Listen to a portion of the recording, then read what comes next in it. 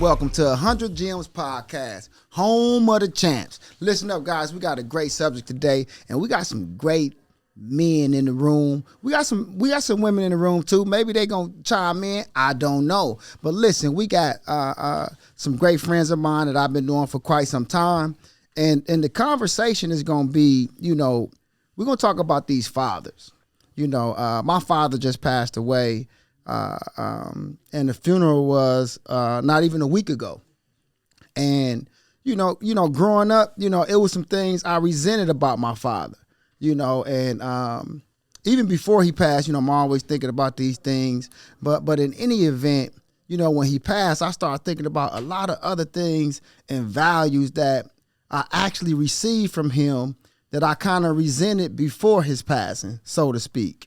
We had a great relationship the last few years. I definitely, chimed in with him a lot. But, I kind of felt like he wasn't there like he should be. Right? I'm just kind of just like sharing my experience. I know everybody's is different.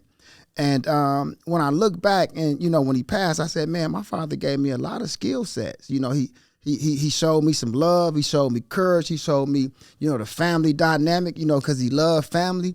And I think that if fathers are the kings, like, as we talk about kingship and all of this kind of stuff, but I think that not only us, the men bash our fathers, the women bash our fathers. So how are we going to get that king ranking back when we don't even understand? Like, some fathers, they out here in the field and they got to really put some work in, or they not just going off the war by being in the military. Some of them are at war right here, on the streets. Right. You know what I mean? Like, my father was young. He was in his 20s when I was craving him every day. You know what I'm saying? So, I just wanted to start off like that. We got my main man, Mike, we got Polo, and we got my man, DB, in the building. So I'm hoping they chime in and give us some good insight. DB, you want to start off, man, kind of like just chime in on Pops and what Pops meant to you? I lost my dad at an early age. I lost my dad at the age of 10, so I really didn't have a father figure growing up. But I did have people that I was surrounded by, good men, that was like a father figure. I used to go to the Boys and Girls Club, me and inmates. We used to go to Laverne Way, and we had gentlemen there, upstanding citizens there that treated me like I was their son, even though I wasn't their biological son. So me speaking from that aspect, I really can't tell you, the value of having a father in my life, because I lost him at a young age. Yeah. I can remember him giving me some potato chips, but I don't really have a lot of fond memories of him taking me to the park, teaching me skills, life set skills and stuff like that. But the people became your father, right? So you found that father relationship, like you say, in other people. Is that right, DB? Yeah, found it through other, positive people. Yeah, positive people, coming up through the boys club. So they was like father figures, even though they wasn't my father. They still treated me like I was one of theirs. I just remember the young Mr. Douglas. Used to work at the club, and he was the first one that ever took me to Bonanza. I might be taking some of y'all back too far. Some of y'all might be too young. Don't know about Bonanza on 76th Street. Yeah. He took me to Bonanza, and then he also was the first one that ever gave me allowance as a man. He got paid. He gave me allowance and stuff. So them were some great lessons, though, that you got. Just them, right? That allowance. Oh, yeah, yeah. But how did it feel, DB? You never shared that with me, man. I didn't know that, at the age of 10, like growing up, how did that feel? Like, was it something like I was mourning for my father? I know you hardcore, but like what did that feel like? At a young age, you really don't. You always going to be emotional, because I can remember it like it was yesterday. But with time healed everything, and then him not being there, like having the memories, I created other memories through people that was like male role models to me. So, but I think growing up, if I would have had my father, I'm not gonna say I would have been a better person, because we can always say, oh, if I had my father, I'd have been better this or better that. But it's really what you want out of life. A lot of times we have these crutches and we use them as crutches because of absentee of certain people that's not in your life. But I think your life is destined to be great. It all depends on what you decide to do it yourself. Right. Mike, man, you want to share something about your father experience? I mean, I want you to make sure you're talking to that mic so the people understand what you're saying. Well, I grew up with my father. My father was there. My daddy just died in 2006. He was there my whole life. Right. But as far as extras, there wasn't no extras. You know what I'm saying? What you mean no extras, Mike? Like he didn't buy no tennis shoes or nothing like that. Or, right. He tried to cut our hair himself. You know what I'm saying? Pops wasn't playing. Yeah. How many was it, y'all, Mike? It was 9 of us. Oh, okay, yeah. And I was the baby. Yeah. Yeah, it wasn't no extra. Oh, you was the baby, Mike, out of 9? I never knew that. What? Out of 9, yeah. So you was spoiled. Yeah, hey, DB, I was coming with it. So you was spoiled, Mike. Yeah, my dad was 42 when he had me. Oh, okay. Yeah, so like, yeah. But he wasn't into no sports or nothing, you know what I'm saying? That's probably why I'm into sports with my kids now, you know? Right. Yeah, I do all kind of sports with my kids, you know what I'm saying? Yeah, that is crazy. Like, sometimes, I don't know if you did that directly because he wasn't in sports. Because, like, I always said, man, my daddy, he wasn't with me all the time. So then I try to, in reverse, make sure I'm with my kids all the time. Like, is that something we automatically do? I think that's something instinctively you want to give your kids what you feel you didn't have and that you would have benefit. And it's just to chime into that, it's a gift and a curse because, like me and my brother, we both got same mom, same daddy. And my mama escaped from my daddy. And so when we came to Milwaukee, we never got a chance to really have that father experience. So we only had what she said, which is pretty a traditional thing in a black family. Yeah. When you get mama's side, but you don't get daddy's side. No, that's so, deep. So when I got 18, I went back to hear his side, and he wasn't healed from his daddy. And his daddy didn't get a chance to raise him because he was across the railroad tracks, and it was like a family beef because they was too young. So he was probably 17. My mama was 14 when she had me. Right. And so it was really a thing like, no, this family like, no. And then she like, okay, well, I'm going up north with my mama. Right. And he never seen us. But my brother had a different experience. So he went to the military, and I went to the streets. But they both had the same premise. We both were trying to find ourselves because we didn't have that balance. Right. So he had kids and got married. I'm Polo. Players only live once. I'm not connected to nothing. Right. You hear me? Connected, you know what I'm saying? So I'm connected to the streets by the hip. You know what I'm saying? So we both tried to find ourselves in those ways, but it all based on our chemical imbalance or the family nucleus being unbalanced because mama couldn't do everything and boys got to become men, whether it be through music, whether, I took a lot of mannerisms from everybody around me, and this was unconscious. I mean, I don't care if it was Ice Cube, Too Short, you know what I'm saying, just listening to BET, the box at the time. All these, if it was you, man, I'm gonna do this. And I think that's the psychology that comes along with not having a father or having a father. So when we became a father, I was like, listen, I'm gonna do what I can. My brother married a woman that I feel like he did it because Pops wasn't there, because his ideology, my kids ain't never gonna have to go through. I say that you robbing them of you because you doing it because he didn't do it. And you not looking at them because as a father, you get graded by your kids. That's your kids grade you. We grading our fathers. When your kids get old enough to have a voice, they're gonna tell you what type of father you was. You ain't nothing you doing count until your son or your daughter get old enough to say, you know what? I'm glad dude was there. Since we ain't got no women on the show, I want to do this. Do you think the women are not doing such a great job at making sure that they show that the man is important? Can I say it that way? Because they do a lot of bashing. I'm not taking up for us because I know we do a lot of crazy stuff too. But. How we gonna get that rank? How we gonna get to that point? Because, man, I remember, I don't even know if I should be saying this, but I remember the girl said, hey, I'm gonna make sure that these kids hate you forever. I get bashed a lot, but I never let I get bashed a lot, but I still tell my son get mad at his mother. I be like, man, you only get one mother. I don't never let my right. Son, you don't let him see you talking crazy or bashing the mama. Yeah. So that should be stopped, that bashing. Come on, DB. Like, we should just stop the bashing, man. Yeah, but I think, when it comes to males and females, we all know that females are more emotional, man. A lot of bashings come because the relationship didn't work out how they intended to be, and then you move on with your life and they never got over you.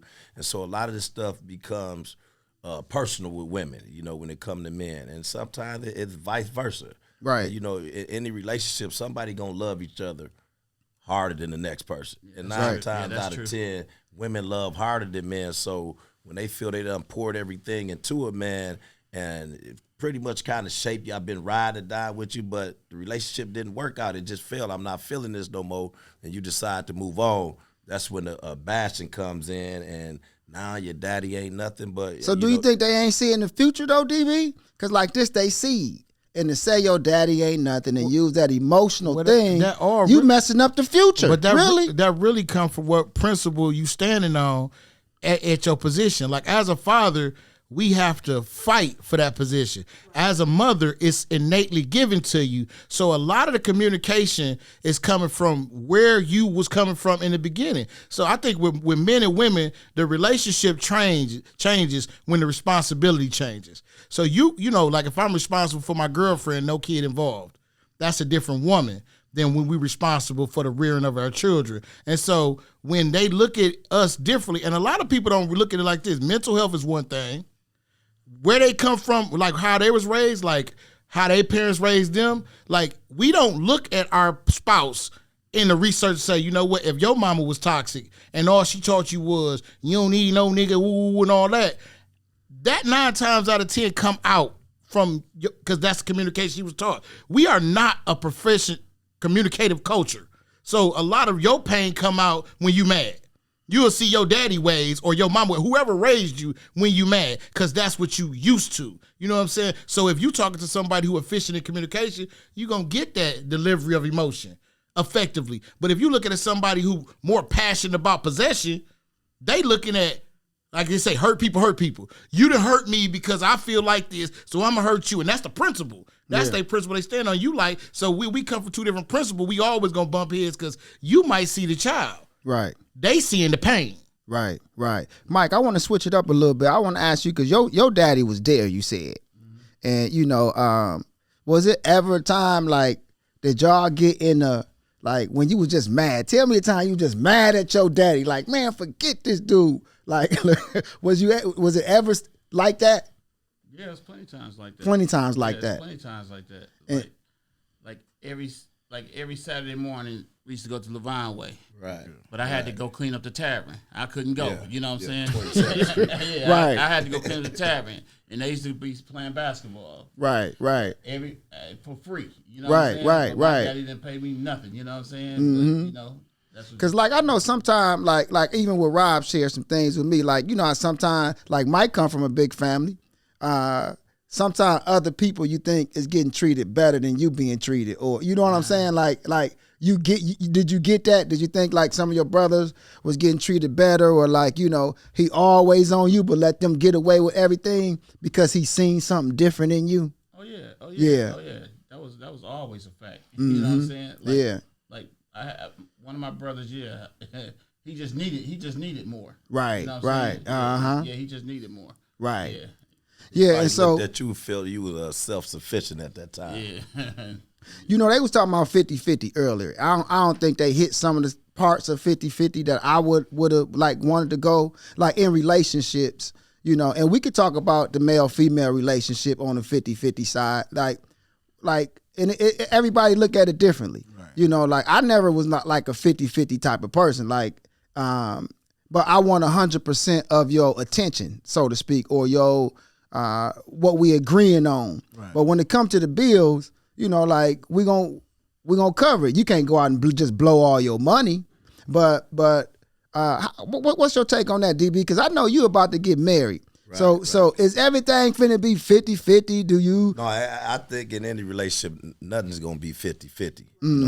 You know, women gonna pick up the slack here, men gonna pick it up there. Right. So I don't even believe in 50-50. I'm not gonna sit down with you and we finna break this bill down. You give me half of that, or you give me half. Right. That's a job. To me, that's a job. That's a roommate. To me, that's just doing too much. Hey, fam. We energy 400. Where your half? Right. I think that's it's time to go. Yeah, that's just doing too much. That's a deal breaker. Talking about 50-50. I mean, so we gonna sit here at this table. We gonna break everything down. And so if the bills round out to 5,000, you gonna give me 25. No, man, that's something like you say you do with your roommates or somebody that hey, man, we gonna agree. We gonna get this house together. This how we gonna do it. In a relationship, I don't think nothing should be 50-50. You just pick up the slack where somebody may be lacking at, you know. I mean, and the reason it came up, my daughter she called me a few weeks ago, but then she wanted to kind of talk about the subject, and she was saying that, you know, like the baby daddy was supposed to come and get the baby. He didn't, and she had to go to work, and they had agreed that he was gonna get the baby so many hours, you know, a day, 5-6 hours every day, and he didn't do it. He wasn't picking the baby up. Right, and but she knew if he don't pick the baby up, drop the baby off at grandmama, I'll pick him up from over there. So she called me because he didn't do right for a day or two. But then he said, okay, I'm gonna get the baby, and I'm gonna get the baby for 5 days. And she said, well, Dad, should I let him get the baby? Yeah, you should let him get the baby. And she like, no, I shouldn't. I ain't gonna. He be acting funny. No, I'm like, so was that punishment? Never take the baby from the father.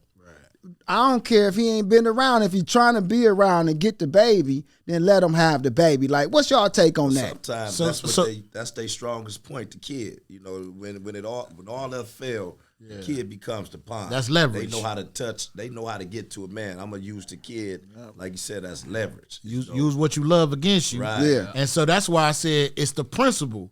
If she coming from a place of pain, she trying to punish him. Yeah. Like, you gonna learn. You hurt people.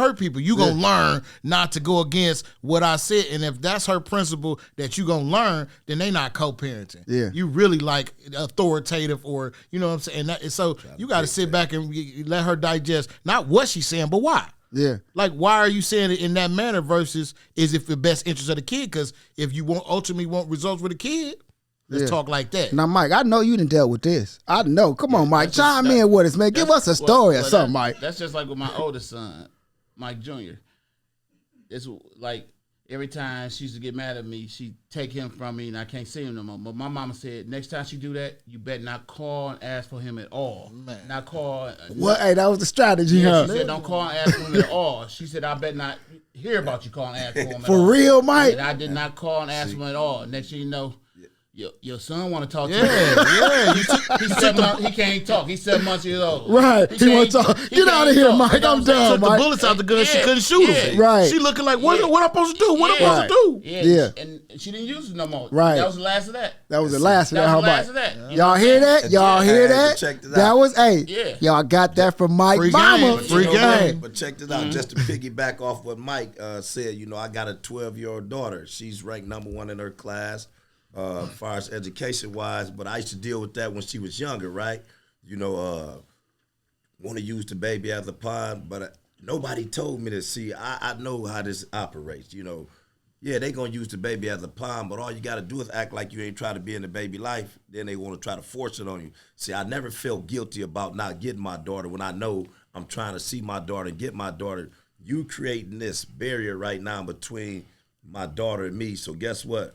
I'm not gonna call. I did this almost. I didn't call. I didn't ask about nothing.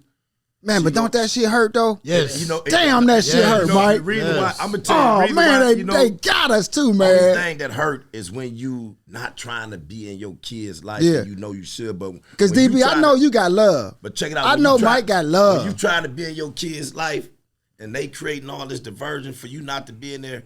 I can live with it because I'm not. It's not like I'm not trying. So she used to call me like, why you ain't call your daughter? You know, my response is, why I gotta call her when I could just easily come get her? Right. You see what I'm saying? Yeah. So now it's gonna come a time where they gonna need that break. Right. They're gonna need that break away from the kid. They So gonna I'm need gonna that play your break. game. I'm gonna let you think you playing this game. We gonna play this game. We gonna see who gonna hold out the longest. Right. It's gonna come a time. I need a break. Okay, well, bring my daughter. Right. And that's how I did it. I don't have those problems no more. Mm-hmm. Because see, I'm gonna stand my ground. If you creating all this, I'm gonna let you sleep in that for a little bit. But I'm gonna still be here. When you call me and say, come get my daughter, she wanna come by, then we can move forward. Right. See, my mom wasn't no joke either now. Now, same with my sisters now. When she break over somebody, well, just give him my daughter. My mom said, give him to him. Give him to him. Right. 2 days later, they bring the daughter back. They bring the kid back. Yeah. The dude bring the kid back. You know what I'm saying? Uh-huh. Yeah. Let him have him. Let him have him. Let them have them. It's like Yeah, that ain't gonna last too long. Yeah. 2 days later, they bring the kid back. Reality You know? check. Yeah. It's harder than what you think it is. Because he doing it trying to be spiteful and realize the responsibility bigger than him. Yeah. 2 days And later. now we can talk like human beings now that you got a piece of that medicine. Right. Yeah, Miss Hawthorne, can you keep the baby? You know what I'm saying? Right, Yeah. They bring the baby back. Bring that baby back. reverse psychology. Yeah. Use that reverse psychology. Yeah. Ain't that's deep, man. And My so mama done seen all them shows before. right. Yeah, she done seen it all, ain't she, Mike? Mm-hmm. Yeah, and so, you know, how do we deal with, you know, like because some parents or if you got kids with a woman, you know, some people can't have that relationship. That relationship just never get right, no matter what done happened over the years. Like, shouldn't it be something that should be something that we should still try to work on, even though, you know how like sometimes when somebody do you wrong, you're like, man, I ain't messing with them no more. But when it come to that and that baby is there, I mean, how do we look at that? I got a saying that helped me survive through all my trauma with my baby mama, whatever.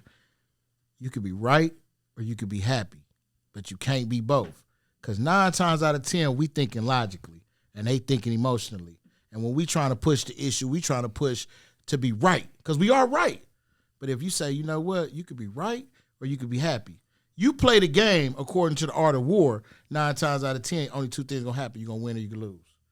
It get complicated when you try to play tug of war with the emotions and the algorithm of how they feel because you're trying to understand them and it don't work like that. 9 times out of 10, they don't understand. It's an impulse thing. So when you addressing certain things, you got to look at it like that. Like, fam, when I address this, my end result is I want a relationship. That's where I came up with your kids grade you. You know what I'm saying? So a lot of us fight for the time, for the money, for the accolades and all that. But at the end of the day, none of that matter because if your kids say, that's my daddy, that's the award. That's the reward. That is the final goal because my kids now, you know what I'm saying? Like I went 13 years fighting with my kids. 2 mamas, 13 years, going to court, back and forth. I had custody the first 7 years and they sent me through hell. I got to court. I said, listen, get them what they want because I ain't want to fight no more. Because guess what my kids were seeing? I never forget this. I dropped my kids off on their days and my daughter said, my daddy say blah, blah, blah. Amen. I said, what that mean? Because she couldn't talk. And I seen that she didn't see a father. She seen a frustrated individual who was just trying to exist. So the time that I had was spent trying to just force everything at that moment. And that's when I made a decision. I said, no, I want them to see me. Mm-hmm. So if that's what they gonna get me. I gotta find a place of peace in me because they wasn't gonna find that seeing that. Once I let them go, and guess what? Now my daughter 12, my son 23. Guess what? My oldest son, he look at me like a man. Like, you know what? I know why you did that because he in a relationship now. Right. And that was the best decision I made was to let it go because I was trying to be right. Mm-hmm. And I was failing to be happy because I wanted my kids. You want your kids to see you happy. You don't want your kids to see you right because right could be frustrating. Right could always be aggressive. Right could always be authoritative. And sometimes that right there gets you an F in fatherhood. Yeah. Because when your kids get old enough to get up out of that, guess what they say? Dog always, he always, and you like the situation, because we looking at it from adults, could create that person. So you want to be aware of, how you present yourself. And I think it's stages too, right? It's stages. Because I know like when I was a younger father, I was a lot different than now I'm an older father. Like because I got them from 29 to 3. You got them young too, Mike, up and like, you know, that like that granddaddy stuff. You ain't got no kids, do you, DB? I got 3. You got 3? A 12-year-old, 16, and a 23. Oh, okay, yeah. So I got a 29 and a 3. Now I know I treated that 29-year-old different. That 3-year-old, it's almost like I'm granddaddy acting. What you want, baby? Whatever you want. Have you ever had them grade you? No, I didn't. But you know, like I did an interview with my brother. He had his babies with him, and what was interesting, his I think KD about 7, and he said to his daddy, I said, "What you like about your daddy?" And what was interesting, his daddy almost cried because he didn't know. He said he loved the fact that his daddy go to school with him and help him with his work while he at school. And his daddy said, man, he would have never thought that was a big something for his kid. Like, dude went to school with him and help him with his work at school. He said, man, that's his favorite thing. Like, you know, sometimes you gotta sit down with your kids. Like I sit down with my kids, you know, because we all got our own life day to day, you know, trying to make it right for our kids. But sometimes we might be missing the mark. So I sit down with my kids and ask them, what would you like to see more of me?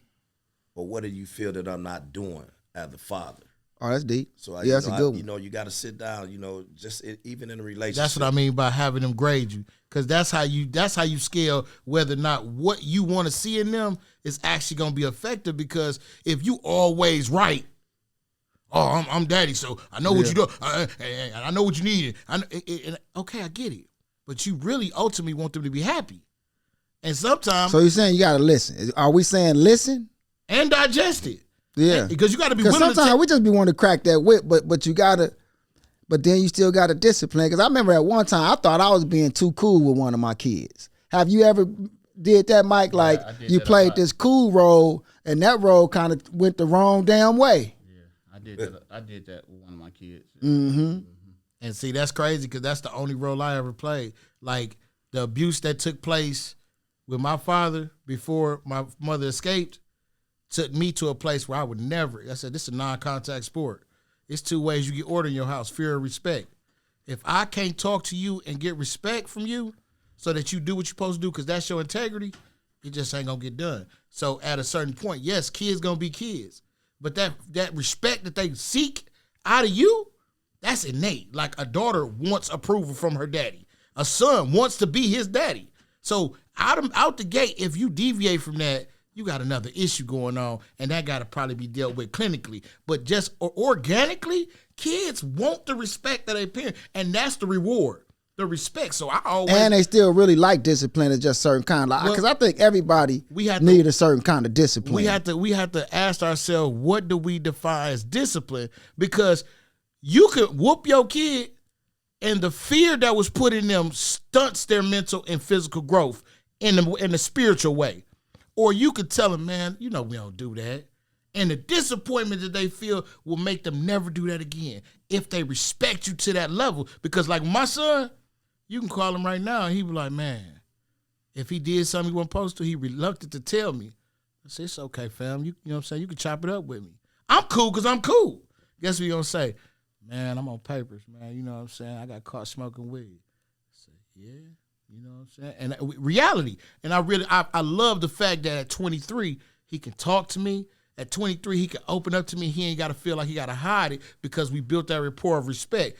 Because you're going to make mistakes. You're going to do what you're going to do. It's the outcome I'm looking for. And the only way I can get to that channel is to make... But if he feared me, I'm the last person he bring it to. Because he like, man, dog going to blow up and he going to do this. Or he going to... You know, your little kids don't never tell you who spilled the milk. Why? Because they don't want to whoop him. Yeah. But if they say, I made a mistake and I spilled the milk and I'm sorry, and you feel that, you got a whole different outcome because guess what? They didn't want to disappoint you. So a lot of times you got to ask yourself, am I being right or do I want to be happy with this approach? Because being right don't always get you that happy result, especially with your kids. And you don't want your kids to grow up resenting you like, man, all dog did was, because that's how I feel about my father. All he did was whoop us. Right. Like, and if that's your memory, if you like all your memory, because the worst thing what one of them switches? What would you get? My daddy had to have a problem, fam, because like if we saw each other's road today, I'm going in cuffs because that's how traumatizing it was to the point where whatever he going through, he took it out on us. Right. And like I'm the oldest, so now it's crazy because my siblings stayed down there, and talk to them, and they like, yeah, it was the same way with us. That's a different mama. Right. It was the same with us. So he had an issue. And we got to realize that people are people first before they got that title. Yeah. So just because they had a kid don't mean that other stuff went away. Like, if that nigga was loony, guess what? He was a loony. She was crazy for messing with him, but good girls like bad guys. Right. And guess what? Now he took that, and kids go through this every day, and we still oppose that genuine manhood quality on them, but he can't meet that standard, so he always want to control what he got. The narrative, and you gonna do what I said do, and it's like, Discipline. what I do? I ain't do nothing. So as a child that go through that type of, but he called that discipline. So you have to be careful with what you consider discipline versus how it impacts the psyche of your kids, because they can only remember the disciplined dad in your latter years. Yeah, I like how DB put it, like, had that conversation. What is it that I could do better? And then what else was it, DB? What would you like to see more of me? What would you like to see more of me? I think, like those that's listening, I think that's key from a parental standpoint to kind of get to a place that could potentially be better for you and that parent in the future, right? Like I think that was some great insight there. That definitely can help you become a better parent, Yeah. or more effective to your children. Because once you hear and respect what they saying, you kind of adjust. Like, okay, Yeah, A lot of things in life, man, it's really just about conversating with your kids or your mate or whoever it may be. Just conversate. We think we doing everything right in our eyes, but probably not. Just like y'all was talking about relationships earlier, even me about to get married and stuff, one thing I always ask my fiance is, are you happy? Because I can think remotely as a man that I'm doing everything by the book. Everything is all nice and smooth. And how often really, you ask her that, DB? Is she happy? I don't ask no 2 and 3 times out the week. I might ask her Once a month? Once a month, Yeah. but because I might be missing the mark. It's just like with Yeah. my kids, I ask them, do you think I'm too hard on you? Because sometimes you might be too hard or you might not be hard enough. And, Right. And everybody different. Like one's kid's hard might not be the other kid hard. That's why you ask them individually those questions. Just like a coach. They call you coach. It's just like you got a team. We your team. I can't talk to Polo the way I'm going to talk to MH. Yeah. MH might got a tougher exterior. He might not have a tougher exterior, Right. So it's about a conversation, You got to know who I got to be passive with. I could be a little more aggressive to him. He can take that. He can't be too aggressive. He gonna fold. He ain't gonna open up. He ain't gonna even share what he going through in life. None of that. He's gonna retreat. Right. I can talk in uppercase letters with my son. Yeah. But if I raise past this with my daughter, man. it's tears. I'm talking about, and she crying, I'm crying. Right. We both. I'm sorry, baby. I remember, man. But growing up with my sisters, I caught that communication skills, because I could say, man, don't, and I'm aggressive with my tone, and I don't know it, and my sister will shut down, and that's my baby. That's my world right there. So when I see her shut down, I'm like, oh no, it catch me. Be mindful, not what you say, but how you say it. And so with my daughter, it was just a reenactment, like, nah, baby, woo, woo. Because I mean, she's 12, and still, no matter what she do, if I want the desired results, I gotta talk to her like this. Check this out, baby. You know what I'm saying? Right. We don't do none of that. But if my son, man, what did you do? He registered. Yeah. We ain't saying yell, we ain't saying chastise, but you have to be mindful, because you want your message to be received. You know what I'm saying? So it ain't just heard. Don't hear me. Receive it, because then when you go in your quarters, digest that and come back with the necessary adjustment. Right. Otherwise, we did this for nothing. Right. Yeah, well, listen, man, I definitely thank you, brothers, for coming out, hanging out. This is 100 Gems Podcast, home of the champs. And, like, we always try to leave with, with something that we can give the viewers. I know the subject today, we talked about a little 50-50. We talked about a little fatherhood. You don't have to give a tip in that realm, but, give us a 30-second to 1 minute tip. We call it a gem, right, that you can give a person that's viewing today. Like, give them something, Polo. I'm gonna let you start with a tip that you can just give the viewer today. Well, I'm going to give you the tip that I've been sticking with. In any situation, in any relationship, effective communication is the number one thing. You have to be able to respect where the person's coming from and you articulate where you coming from. But the main thing when you dealing with somebody, you can be right, or you could be happy, but you can't be both. So you got to pick your angle and kind of execute from there, because trying to be both, you might not win.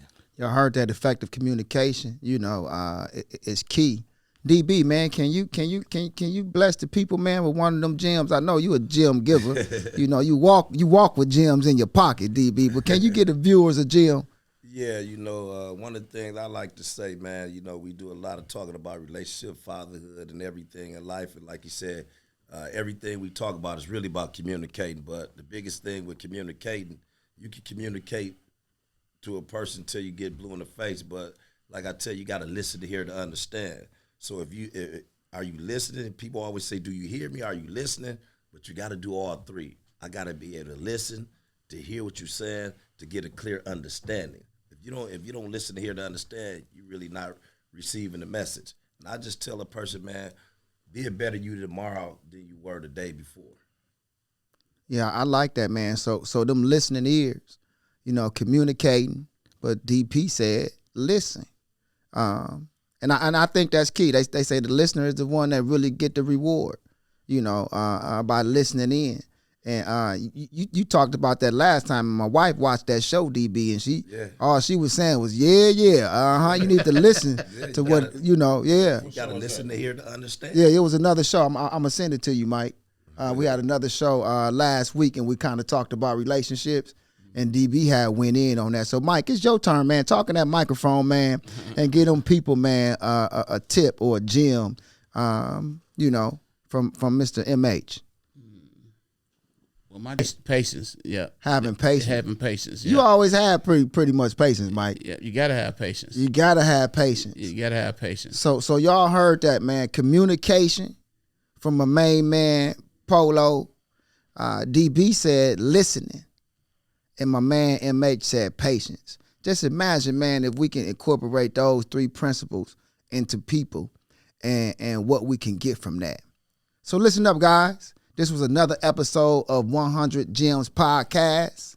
Home of the Champs. This is the coach, y'all. Peace.